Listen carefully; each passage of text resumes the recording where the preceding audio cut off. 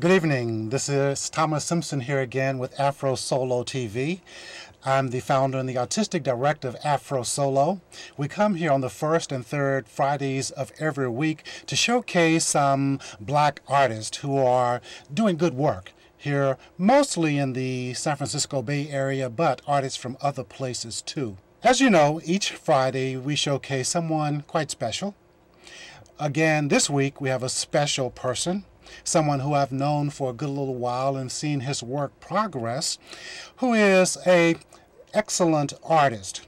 But as you know, I don't like to talk a lot about the artists. I like for them to share their stories themselves. So we'll do that again with our artist here. So without any further ado, let me show you who our artist is and let him talk about who he is and what he does. Without further ado, here's Mr. Wayne Harris. How are you doing, Wayne? I'm good today, Thomas. And you? I'm doing very, very good. Great. So, tell us a little bit about where you're from. I'm originally from St. Louis, Missouri. Yep. Grew up. You grew up there? Yep. And your family still back there, or you? I have a younger sister and nieces back there. The rest of us kind of spread out in the wind. In the wind. And how long have you been out here? Well, I first came back to California in 1988. I had lived in Canada for 10 years. Wow. Had actually lived in L.A. a few years before that. So it was kind of a return to California in 1988. Where in Canada? Well, oddly enough, I was teaching an all-girls marching band in Edmonton, Alberta. Wow. For about 5 years. And then I worked with youth organizations in the Vancouver, British Columbia area.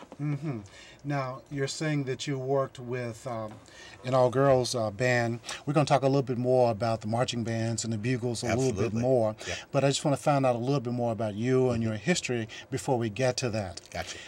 When did you first get your start in the arts? Well, I've always been involved in music, even through school and throughout my education. Always involved in music. I got involved in solo performance, storytelling, about 11, 12 years ago now. You may remember when I was first starting out. I was actually able to take an Afrosolo workshop early on in my development, and then I was lucky enough to get connected with the Marsh Theater, and have been working out of that theater predominantly ever since, producing now my third play. Wonderful. Now, you talked about getting started in solo performance 11 years ago. We want to go way back. Ooh. We want to go back to when you started.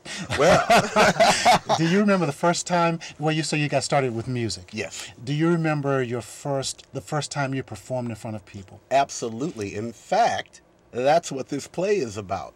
I spent all of my childhood in marching bands and drum and bugle corps. But what age did you start? 8. Wow. I was 8 years old. And how did you get started? Well, it just so happened that the church I went to, Pleasant Green Missionary Baptist Church, had a drum and bugle corps. Just hold on one second. Does every city have what was the name of the church? Pleasant Green Missionary Does Baptist. every community have a Pleasant Green If they Missionary? don't, they should. Okay, so what happened here at Pleasant Green Well, that got you involved? They had a drum and bugle corps. Wow, is that unusual? And well, no, and that kind of dovetails into the actual piece we're going to talk about later on. Back in the 60s, actually going back to the 50s, lots of churches or VFW posts or particularly the churches and the American Legions, they sponsored neighborhood musical units, drum and bugle corps, drill teams, and our church, Pleasant Green Missionary Baptist, had a group called the Majestics. Wow. Well, that's very interesting to me, in that I know that a lot of, when we think of African Americans, a lot of the artists, particularly singers, talk about starting in the church, but it's usually vocals or piano. It's usually in the choir. I'm not as familiar with the drum and bugle corps as part of the Baptist church tradition. Unfortunately, it has moved on, and hopefully that's one of the things that this piece speaks to, in that you know, at 8 years old, I was able to take advantage of a program for 50 cents a week. Wow. And the world opened up to me through performance, through travel. We would travel, and through the pride of working in a group situation toward a common goal, and all of those things That the arts will do. that the arts will do. Now, we talked about a drum and bugle corps. Hmm.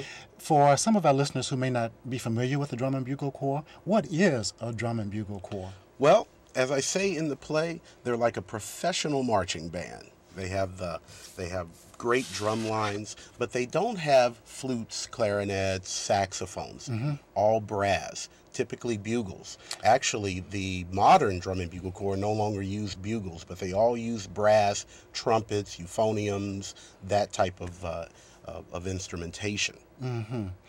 Do you remember the first time you saw a drum and bugle corps perform? Oh yes. What Oh, was that yes. like?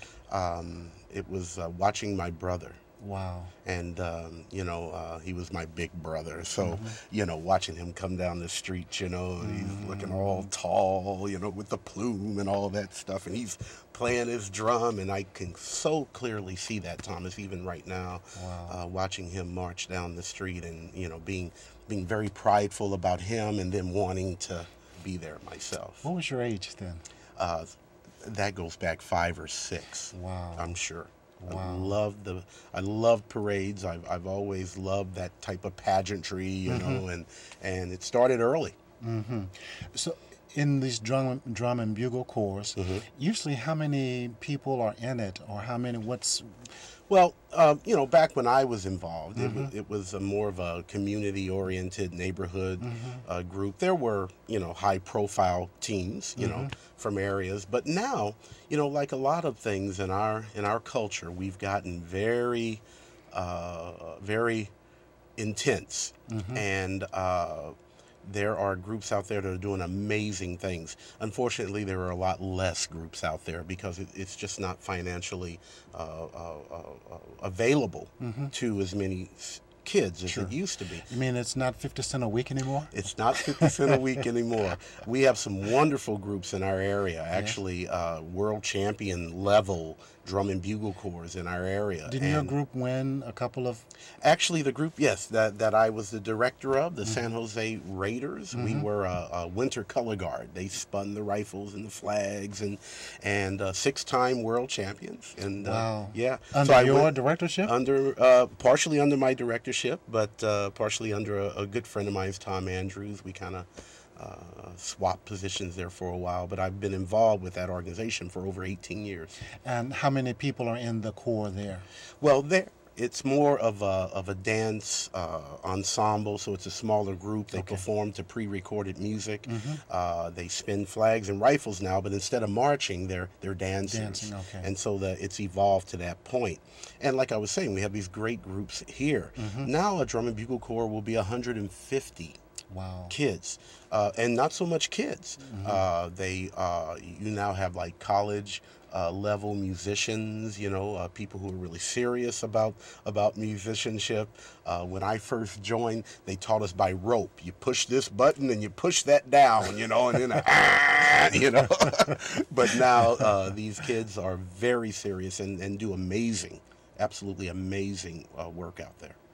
In terms of your getting involved with the arts and in the arts, who are some of your idols?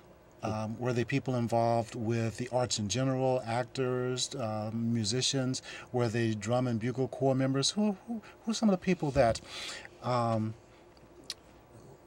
you respect?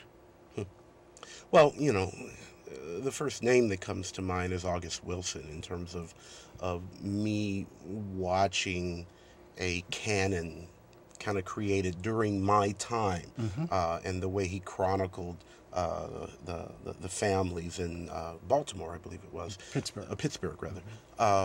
And just his writing and the depth to his writing, and how he drew out characters, and just early on, you know, when I was still young, I may have seen Fences or Joe Turner. It was one of those, and I just got caught up in it.